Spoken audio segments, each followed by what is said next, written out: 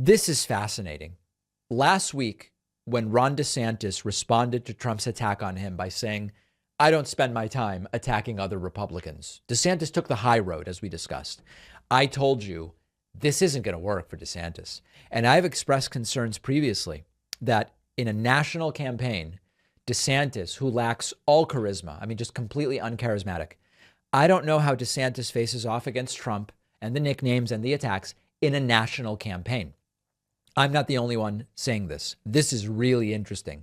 There's a New York Times article published 2 days ago called DeSantis's Challenge, When and How to Counterattack Trump. The article is by Michael Bender and Maggie Haberman. And in this article, they actually address this issue. He's trying to take the high road, but that is not likely to work.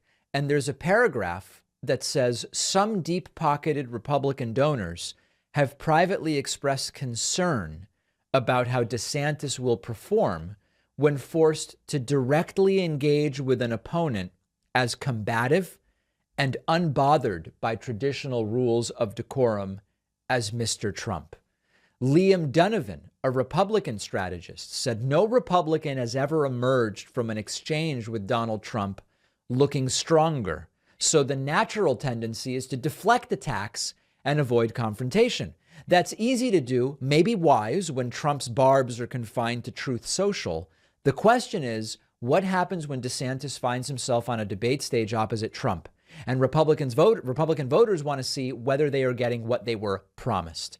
I think this article is exactly right. And I think that the Republicans who are bringing this up are 100% justified in being concerned with this. And the article mentions all of these different attacks that Trump launched against challengers in 2016, insinuating that Ted Cruz's father was linked to the assassination of John F. Kennedy, calling Ben Carson pathological, making fun of the appearance of Ted Cruz's wife and of Rand Paul, and so on and so forth. This is exactly right. And so while I believe that, at least in theory, right now, Ron DeSantis is well positioned for a run against Trump if he announces and if he takes the campaign seriously, and he has a shot, there's no doubt. But if they emerge as the front runners, Trump and DeSantis, and if they end up on stage against each other, and DeSantis does this high road stuff while Trump brutally attacks DeSantis, and he will, it doesn't look good for DeSantis. I don't actually believe that Republican voters are going to be swayed by a guy who takes the high road.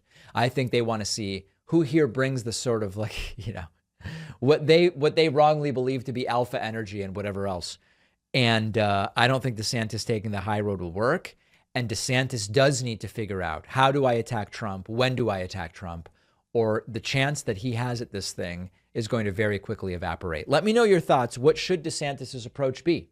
We will certainly have time to discuss this further. Trump has started to go after DeSantis in casual conversations, they say, describing him as all sorts of different strange things based on his physical appearance. So Trump seems to be winding it up. And even though Trump says he's not thinking about it, all of the indications are that he is. Trump's going to be ready. This is, Trump's not going to be ready with that healthcare plan that we were going to get in August of 2020. I'm not holding my breath waiting for that healthcare plan.